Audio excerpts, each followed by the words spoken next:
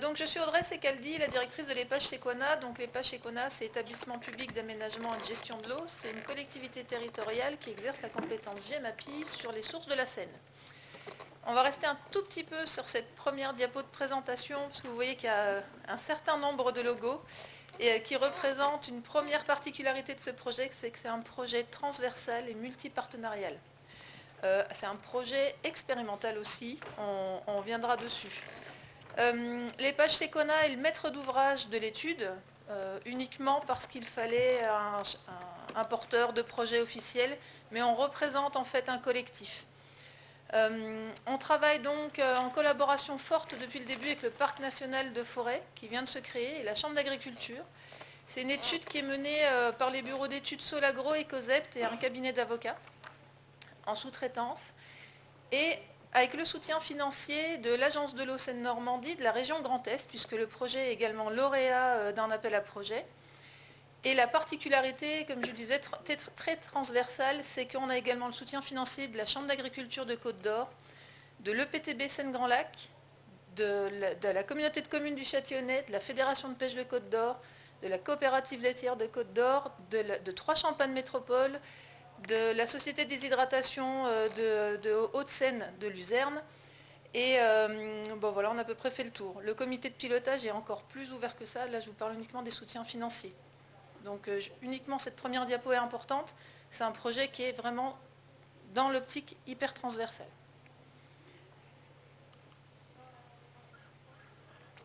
C'est également un projet de territoire. Voilà, c'est un projet qui s'inscrit dans une stratégie territoriale de préservation des ressources en eau et qui s'articule autour de 4 objectifs qui sont centrés sur les enjeux eau. La prévention des inondations et des étiages sévères, qui sont les deux faces d'une même pièce. La préservation de la qualité de la ressource en eau, la préservation de la biodiversité humide, dans les zones humides, et également le soutien des filières agricoles. On cherche à mettre en place des outils opérationnels, vraiment être dans l'action, et en se focalisant sur les acteurs déjà en place et les actions existantes. Donc, je vous ai mis un petit logo bêta testing. On est sur une action expérimentale, on est sur de l'innovation. Donc on savait dès le départ que l'expérimentation, ça a 50% de chances de ne jamais aboutir. C'est quelque chose qu'on répète à chaque réunion, on est sur de l'expérimental. Soit ça fonctionne et on est très heureux, soit ça ne fonctionne pas et on apprendra de nos erreurs. Historique de la démarche. Donc en 2018, émergence du projet qui s'est basé un peu sur les bassins d'alimentation de captage avec notamment l'animatrice captage de l'époque, la Chambre d'agriculture qui nous soutient sur cette démarche captage et la DESI de Baigneux. L'idée partait du constat simple qu'il est impossible sur nos bassins d'alimentation de captage que les collectivités gestionnaires de l'alimentation en eau rémunèrent les exploitants agricoles pour des modifications de pratiques. Il y a un blocage juridique qui fait que c'est impossible. Donc ça, c'est quand même un point de blocage assez important au changement. Et la recherche, du coup, d'une alternative pour essayer de secouer un peu ce blocage juridique. Donc une idée est née, que je vais vous détailler, qui a fait l'objet d'une présentation individuelle aux partenaires techniques et financiers du territoire, notamment le président de la Chambre d'agriculture, le président de la communauté de communes du Châtillonnais. Et puis à chaque fois, à chaque étape de validation, en fait, on s'attendait presque à ce qu'on nous dise on arrête là, l'idée n'est pas réalisable, etc. Et à chaque fois, la validation a été accordée. Donc presque à notre étonnement, on allait de plus en plus loin, et puis c'est comme ça que le projet avance depuis 2 ans. On a créé un groupe de réflexion qui est quand même largement centré sur Sequana, sur le Parc national et la Chambre d'agriculture, et on a co-construit un cahier des charges pour une étude de faisabilité. Donc la rédaction d'un cahier des charges pour une étude expérimentale, c'était pas, je vous laisse imaginer que ce n'était pas forcément de la tarte. Donc en 2018, voilà, on s'est consacré à ça, sur un peu la construction, sans trop diffuser l'idée, pour ne pas créer trop d'attentes non plus sur le territoire.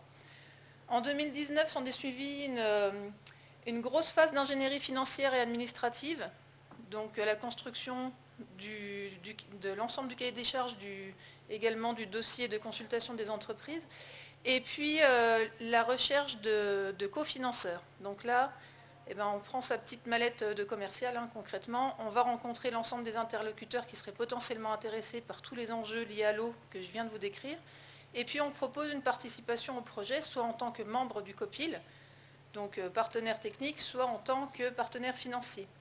Et pratiquement tous les organismes rencontrés ont souhaité être partenaires financiers, alors à différentes hauteurs, hein, bien sûr, selon leurs moyens, mais c'était vraiment important. Et puis l'étude a démarré en juillet de l'année dernière. Et la tranche ferme va se terminer là en novembre 2020. Donc 2 tranches sur l'étude, une tranche ferme, l'étude de faisabilité, une tranche opérationnelle qui est le suivi de la mise en œuvre derrière. Je vous dis un mot du territoire quand même, on est sur l'épage Sequana, donc un syndicat de bassin versant localisé sur les sources de la Seine jusqu'à la limite départementale avec l'Aube. On est dans l'unité hydrographique de la Seine-Amont, 800 km de cours d'eau, un territoire rural qui présente des fortes caractéristiques karstiques, une très faible densité de population, c'est à peu près 25 000 habitants hein, pour 1800 km², une plaine alluviale qui est submergée fréquemment et un respect des zones inondables. Donc on a des champs d'expansion de crues, les fonds de vallée qui sont submergés très fréquemment et donc qui sont préservés. On a très peu d'urbanisation quand même, et encore moins dans ces zones inondables. On a des problématiques qui sont donc cohérentes sur l'ensemble du périmètre. Un portrait agricole de l'ensemble du territoire également. Il est composé à 52%, il est occupé à 52% par l'agriculture. Pratiquement le reste du territoire est occupé par des zones boisées. Il y a seulement 2% d'urbanisation. Et puis les 3 cultures, blé, orge, colza, représentent 60% de la surface agricole utile. Il ne faudra pas trop me poser de questions d'un point de vue technique agricole. Hein. Pour ça, j'utiliserai Céline Sagresse qui est présente dans la salle, qui est le joker, parce que c'est l'animatrice agricole du territoire. Et il y a 10% de la superficie qui est occupée en prairie permanente. Donc on a quand même une forte présence de la prairie sur le territoire. Une présence notable de la luzerne associée à la présence de l'outil de transformation de Baigneux-les-Juifs. Donc nous, en tant que techniciens de l'épage Sequana, on a pu cartographier des zones prioritaires d'intervention. Ce sont les zones vraiment ultra prioritaires d'intervention d'un point de vue des enjeux liés à l'eau, c'est-à-dire les zones d'expansion des crues, donc les fonds de vallée, les zones sensibles à l'érosion des sols et au ruissellement, les zones humides qui ont pu être cartographiées dans les différents contrats de rivière qui ont eu lieu jusqu'alors, et les bassins d'alimentation de captage prioritaires. Et on peut constater que l'occupation des sols est un peu différente sur ces zones prioritaires, notamment dans les zones d'expansion des crues et dans les zones humides, où on va avoir encore une forte proportion de prairies permanentes sur ces secteurs. C'est lié à la présence de l'eau de façon périodique, hein, comme je le disais tout à l'heure. Alors que sur les zones sensibles au ruissellement, on va retrouver du blé, orge, colza et également de la vigne pour la production de créments. Et sur les captages prioritaires, toujours le triptyque blé, orge, colza et un peu de prairies permanentes sur certains captages. Alors, les enjeux, c'est qu'on a un territoire qui est majoritairement céréalier quand même, mais on a encore la chance d'avoir quelques systèmes en polyculture élevage. L'objectif premier, c'est le maintien de ces systèmes en polyculture élevage. On sait hein, que la présence d'herbes de prairies sur nos zones prioritaires par rapport aux enjeux hauts vont être vraiment essentiels pour l'atteinte de nos objectifs. Et puis, mieux couvrir les sols dans les zones de ruissellement, réduire les intrants de synthèse sur les grandes cultures, donc favoriser une évolution des pratiques en grandes cultures. Alors, je vous ai dit tout à l'heure, j'allais essayer de vous expliquer l'idée qu'on soutient sur ce projet. Je vais vous la résumer en 3 phases. L'objectif est assez simple, c'est de mettre en place des paiements pour services environnementaux pour faire évoluer les pratiques. Avoir une réflexion de fond sur les filières et notamment l'originalité du projet, c'est essayer d'évaluer la possibilité de la mise en place d'une économie circulaire au sein du monde agricole, c'est-à-dire est-ce qu'on peut développer une filière pour avoir une plus-value financière qui permettrait de rémunérer les paiements pour services environnementaux sur nos zones prioritaires. Et enfin, mettre en place une gouvernance spécialisée pour le paiement des PSE, dédiée au paiement des PSE, qui permettrait de contourner le blocage juridique que je vous ai évoqué en introduction. Donc je vais vous détailler les différentes phases. La première, et c'était pratiquement la plus facile, c'est la définition de nos cahiers des charges de mesures agricoles à mettre en place dans nos zones prioritaires d'intervention. Alors, on va beaucoup parler de PSE et en conclusion, je vous dirais qu'on utilisera bientôt plus ce terme. Alors, qu'est-ce que c'est un paiement pour service environnemental? C'est un contrat d'ordre privé entre un producteur, c'est-à-dire un exploitant agricole, qui devient fournisseur de services. Donc c'est une révolution mentale quand même pour les exploitants agricoles de se dire que le service environnemental devient une production à part entière de l'exploitation, même si c'est une production immatérielle. Voilà. Pour le moment, on va dire que à l'heure actuelle, la production d'une exploitation, c'est vraiment la production de céréales ou de luzerne ou de lait. Là, il faut rentrer dans une autre démarche mentale. Le service environnemental, c'est une production à part entière et qui doit être rémunérée comme telle. Donc, on a nos producteurs de services et nos acquéreurs, qui sont les bénéficiaires de ce service, qui sont principalement quand même des collectivités territoriales. Si on regarde les enjeux que je vous ai listés tout à l'heure, c'est-à-dire la prévention des inondations, la prévention des étiages sévères, la qualité de l'eau au captage. Et donc, il faut se mettre d'accord sur un consentement à payer, un consentement à recevoir, c'est-à-dire un montant de rémunération de ces services environnementaux.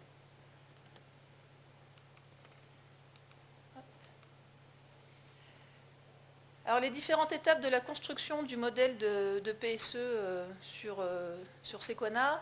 La première, c'était l'identification du bouquet de services par les exploitants agricoles eux-mêmes lors d'un atelier qui s'est déroulé en décembre 2019, qui a réuni quand même 43 agriculteurs des zones prioritaires d'intervention, dont 28 éleveurs et 15 céréaliers. C'est à peu près un peu moins de 50% des exploitants qui ont été invités. Donc il y a eu quand même un très fort taux de participation à ces ateliers. Ils ont détaillé eux-mêmes les services environnementaux qu'ils constatent remplir sur leur exploitation. Ensuite, on est passé à l'identification des pratiques agricoles favorisant ces services environnementaux. Je vais vite parce qu'on va détailler par la suite. Et puis la rédaction du cahier des charges de ces pratiques agricoles et des rémunérations associées. Donc les exploitants agricoles ont pu lister l'ensemble des services qu'ils produisent sur leur exploitation. En premier lieu, la réponse qui est apparue la plus souvent, c'est bien sûr la production agricole. Ça, c'est quelque chose qui reste important. La première définition d'une exploitation agricole, c'est la production alimentaire. Mais ensuite, très rapidement, on passe sur la qualité de l'eau et le rôle épuratoire des sols, le stockage du carbone, la lutte contre le réchauffement climatique, la protection des sols contre l'érosion, la pollinisation, la régulation hydrique, donc lutte contre les inondations et les étiages, la régulation des bioagresseurs, le recyclage de la matière organique, la diversité biologique, la qualité du paysage, le patrimoine et les activités récréatives, pêche et chasse. Donc on voit quand même que les exploitants, en tout cas, qui ont été invités là, sur les zones prioritaires d'intervention, ils ont bien identifié déjà toutes les productions, tous les services qu'ils effectuent sur leur exploitation, même si pour le moment, il y en a assez peu dans cette liste qui sont rémunérés comme une production à part entière. En tout cas, c'est bien clair dans leur tête. On a pu identifier aussi, alors le 11 c'est global, encore une fois, on a pu identifier 4 grands types de pratiques agricoles favorisant ces services environnementaux, donc tout ce qui va être allongement de la rotation, l'introduction de couverts végétaux, la réduction du travail du sol, le maintien de prairies permanentes et la mise en place de haies, et la réduction de l'utilisation d'intrants de synthèse.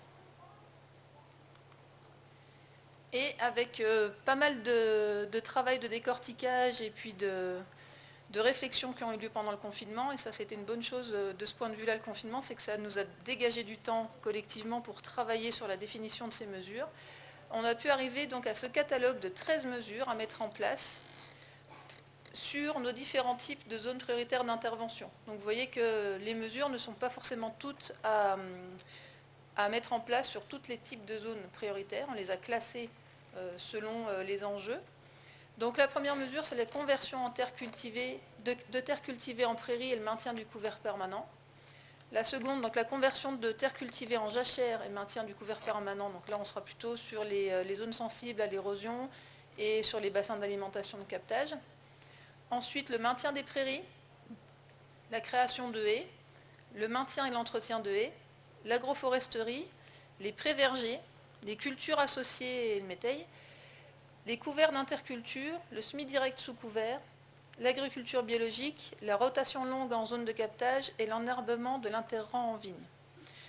Ce sont des mesures de type un peu MAEC, sauf qu'on a essayé de compléter, en tout cas d'aller plus loin que les problèmes rencontrés par la mise en œuvre des MAEC, et puis il n'y aura pas cette notion d'une durée de 5 ans sur la mise en œuvre.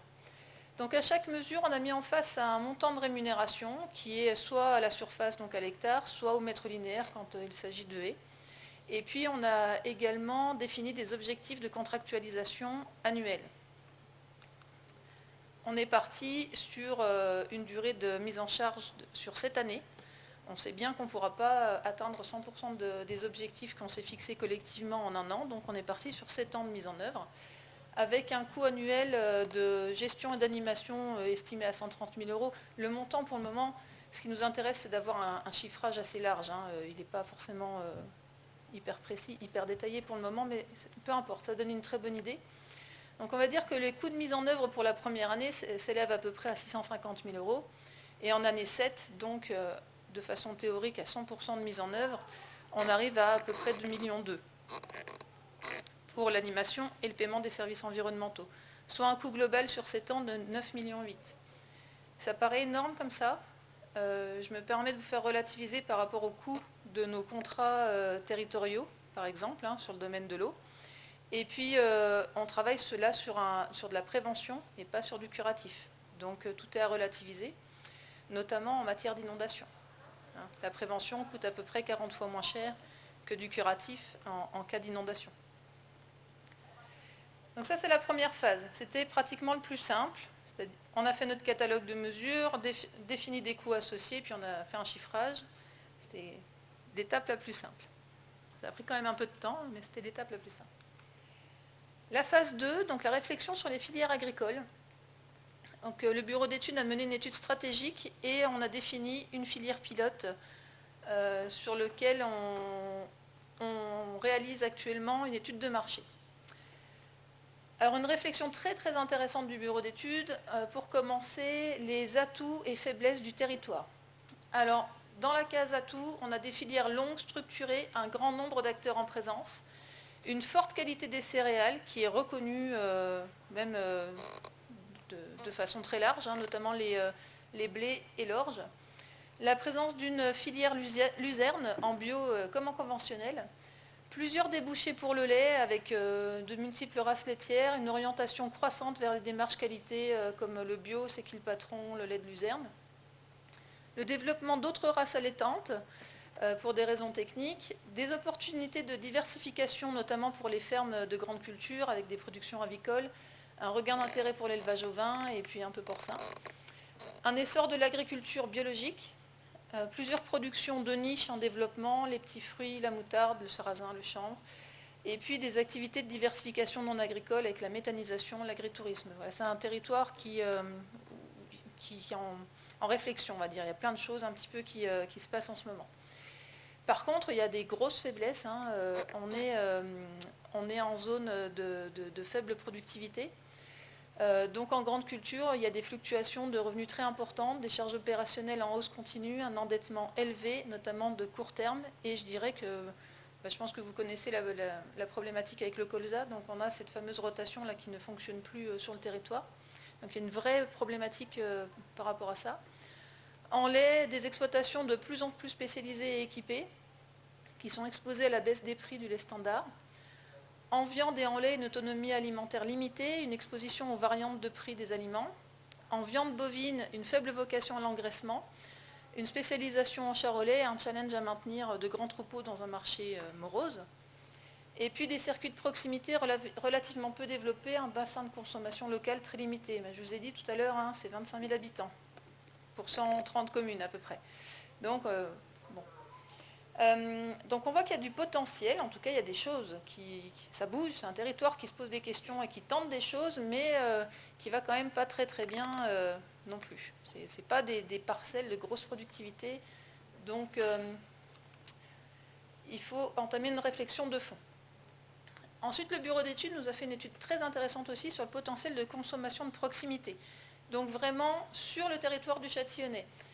Je vais vous expliquer ce schéma, et c'est un comparatif entre les surfaces nécessaires pour nourrir les habitants du pays châtillonnais, donc de la communauté de communes du Châtillonnais, par rapport aux surfaces réellement exploitées sur le territoire. Donc pour les légumes, il faudrait qu'il y ait 99 hectares exploités pour la production de légumes, pour nourrir les habitants du Châtillonnais, donc nos 25 000 habitants, alors qu'on a actuellement moins de 20 hectares exploités pour le maraîchage. Donc on voit que le territoire est déficitaire en production de légumes. Pour les fruits, c'est la même chose. Il faudrait qu'il y ait à peu près 120 hectares exploités pour la production de fruits. Il n'y a que 26 hectares cultivés à l'heure actuelle. Donc on est déficitaire pour les fruits. Par contre, pour les céréales et l'élevage, donc pour les céréales, il faudrait uniquement 800 hectares exploités pour nourrir tout le pays châtillonnais. Il y a presque 68 000 hectares en grande culture. Et l'élevage, 7 300 hectares en arrondissant suffirait à nourrir le pays châtillonnais. Il y a à peu près 18 000 hectares de surface en herbe et en fourrage pour l'alimentation. Donc on voit que le territoire est fortement excédentaire et donc exporte notamment des céréales, du lait, de la viande. Voilà. Donc ce n'est pas sur le marché de proximité immédiate qu'on va pouvoir se tourner pour essayer de développer ces filières. Par contre, si on regarde le potentiel de consommation environnant, et là je vous ai pris uniquement ce premier schéma qui est un schéma donc d'isodistance de 150 km autour de Châtillon-sur-Seine, on s'aperçoit qu'on a 1,5 million d'habitants à moins de 150 km. Dans ce périmètre, on va avoir 3, Auxerre, Dijon, Chaumont, Saint-Dizier. Et j'ajouterais que si on ne regarde plus en termes de distance, mais en termes de temps, de durée de transport, on n'est pas loin non plus de l'agglomération parisienne. Donc il y a un potentiel quand même à proximité de consommation qui n'est pas négligeable. Et si on s'intéresse un peu plus à la métropole dijonnaise, elle commence à un projet alimentaire territorial, une vraie réflexion sur la capacité d'autonomie alimentaire. Et ils se sont aperçus, dans le dossier de diagnostic, ils se sont aperçus que les produits locaux, donc produits à moins de 50 km de Dijon, ne couvrent que 6% du potentiel alimentaire de la métropole. Ça ne fait pas beaucoup. Et dans leur projet, ils visent de se tourner surtout sur des projets liés aux légumes, et notamment les légumes secs, de mémoire, parce que je ne le connais pas par cœur. Et donc ils sont en recherche de complémentarité avec les territoires voisins pour l'approvisionnement en viande et en produits laitiers. Et ça tombe bien, on est à 80 km, Châtillon-sur-Seine. Donc il y a quand même, je pense, des choses à mettre en place d'un point de vue de la coopération des territoires. Et à savoir que Troyes réfléchit à la mise en œuvre d'un même projet visant l'autonomie alimentaire. Donc on est à mi-chemin entre les deux. C'est une réflexion à avoir. Donc notre bureau d'études a analysé 11 filières au regard du potentiel de développement et des objectifs PSE. Ces filières-là, elles n'ont pas été choisies au hasard. Le parc national avait réalisé, il y a 2 ans ou 3 ans, une étude déjà sur les filières qui serait bon de développer sur son territoire. Donc on a repris les résultats de ce bureau d'études. Il me semble que c'était Bléza d'ailleurs, on en avait parlé tout à l'heure. Donc on les a repris pour pousser la réflexion un peu plus loin. Donc je ne vais pas toutes vous les détailler parce que si vous êtes intéressé, on pourra vous donner les études. Mais en tout cas, ce qu'il faut retenir, c'est que la filière qui apparaît la présentant le plus d'opportunités pour notre projet, c'est la filière lait différencié. Le lait différencié, c'est avec l'utilisation de la race brune, qui est une race locale du Châtillonnais, et une nourriture à base de luzerne, qui permettent de développer des qualités du lait, qui fait que, notamment, il est plus digeste pour les personnes sensibles au lactose. Voilà.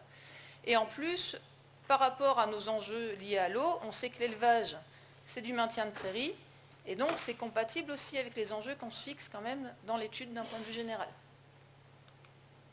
Ça va ? Je sais que je vous fais un résumé là, de 2 ans de réflexion très rapide, mais il me reste peu de temps, donc je vais accélérer. On s'est posé pas mal de questions. Quelles sont les capacités de ces filières à contribuer financièrement au PSE ? Je vous ai dit, c'est C'est un peu première originalité du projet. On voudrait que le monde agricole, en tout cas la valeur ajoutée d'une filière agricole, participe au financement des PSE. Eh bien, nos filières, toutes, elles ont des besoins d'investissement énormes pour se structurer, pour pouvoir avoir un droit à l'expérimentation. Ça, c'est quelque chose que les exploitants ont exprimé de façon très forte, un droit à l'erreur, en fait, de tenter des choses sans que ça mette en péril complètement l'exploitation. Un besoin d'investissement matériel, en moyens commerciaux, en marketing. En fait, il faut structurer les filières, investir dedans.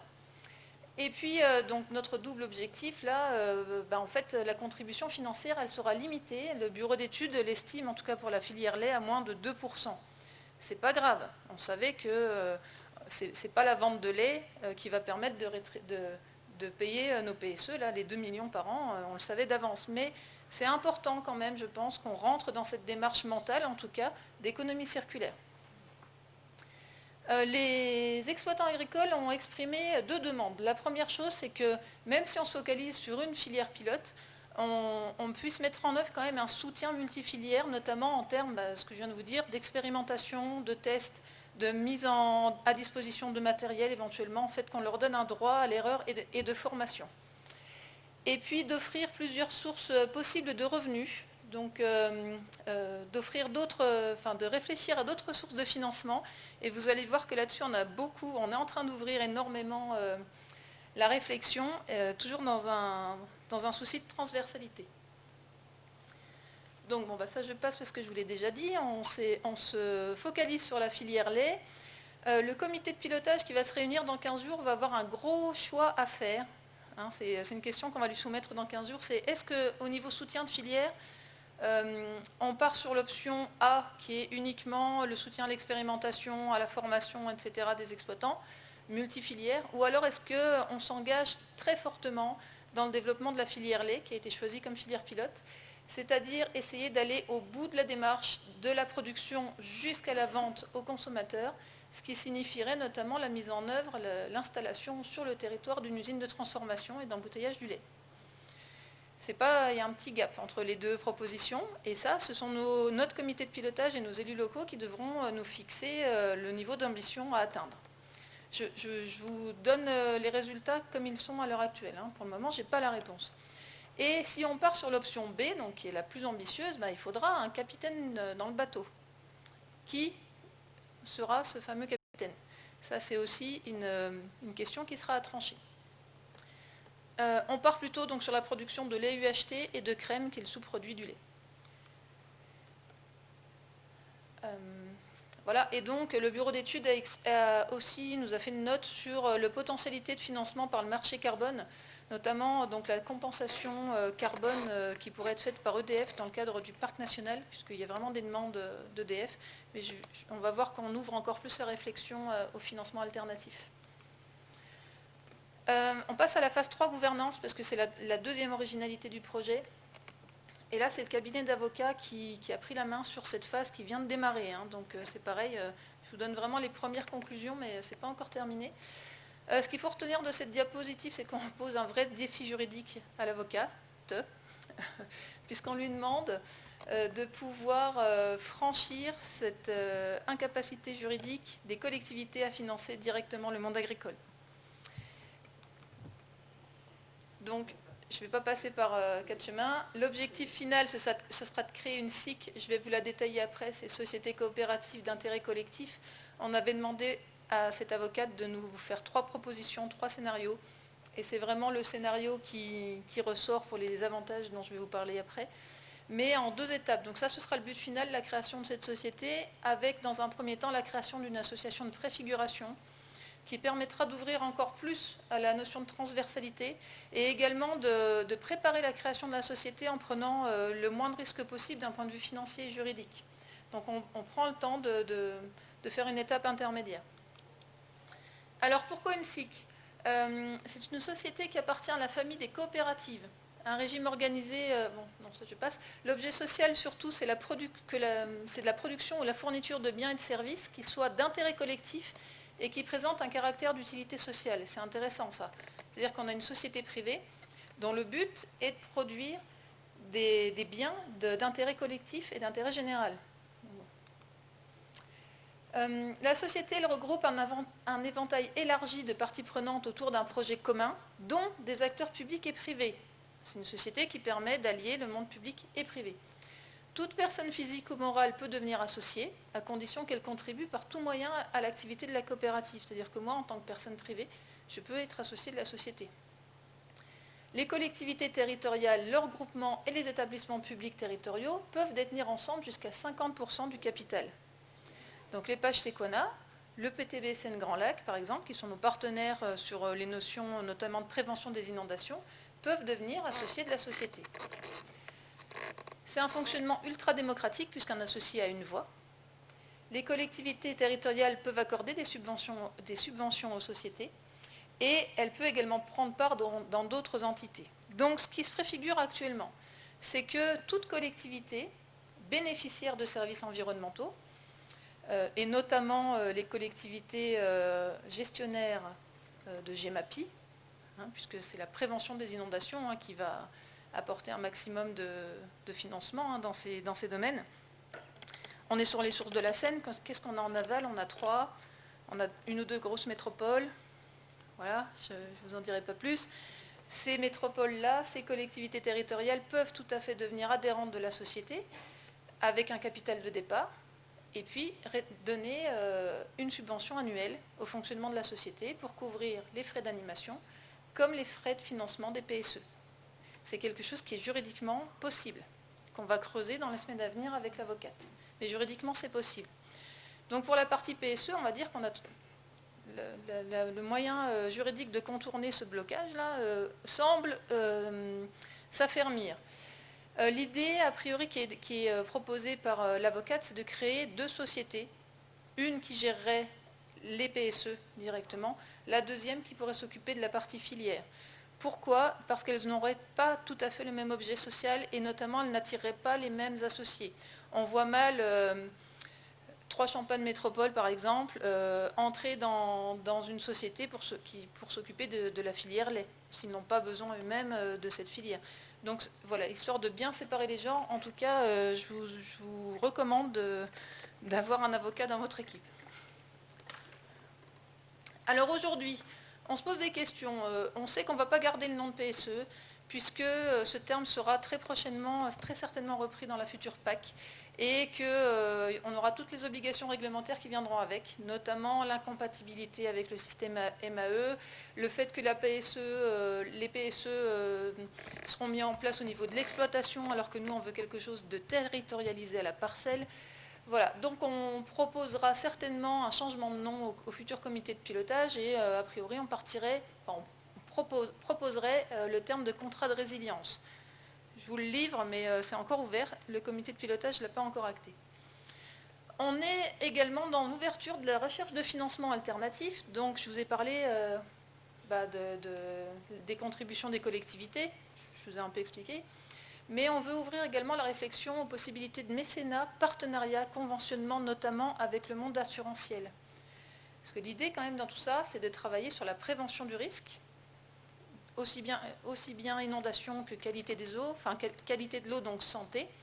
Et on pense que ce serait bien d'aller toquer à la porte des assurances, puisque, je vous disais tout à l'heure, le coût des dommages, la réparation des dommages, c'est 40 fois supérieur au coût de la prévention. On peut le voir aussi au niveau des captages. L'installation d'une usine de traitement, c'est un coût bien supérieur à la prévention. Donc on est encore dans l'approfondissement de la réflexion sur la gouvernance et finalisation de la tranche ferme de l'étude. Et demain, l'étude se termine le début novembre. Il va falloir qu'il y ait lieu, qu'on organise une réunion au sommet entre les élus du territoire. Donc le président de la Chambre d'agriculture, le président de la communauté de communes, le président de Sequana, le président du parc national, entre autres, pour dire on a cette étude, on a cette opportunité, cet outil-là qui semble juridiquement fiable. Qu'est-ce qu'on en fait? Est-ce qu'on y va? Si oui, c'est un projet de territoire, il faut un appui politique fort, on en revient toujours à la même chose. Et est-ce qu'on crée cette association avec quels participants? Enfin, voilà, on a quand même beaucoup de choses à clarifier d'un point de vue politique. Et puis, dans tous les cas, si cette association voit le jour, il faudra qu'on crée un poste d'animation qui soit dédié au projet Parce qu'à l'heure actuelle, on est plusieurs co-animateurs à temps plus que partiel sur le projet, ce qui est très bien parce que ça ajoute à l'importance de la transversalité. On ne peut pas être spécialiste de tout, ça c'est clair, on a tous besoin, sur un projet aussi transversal que ça, on a tous besoin des autres, mais à un moment il faut une animation dédiée, quoi. Surtout si on passe à la phase supérieure. Voilà, donc je vous présente l'idée. Je n'ai pas toutes les réponses puisque vous voyez que c'est encore en cours, mais en tout cas ça semble vraiment prometteur.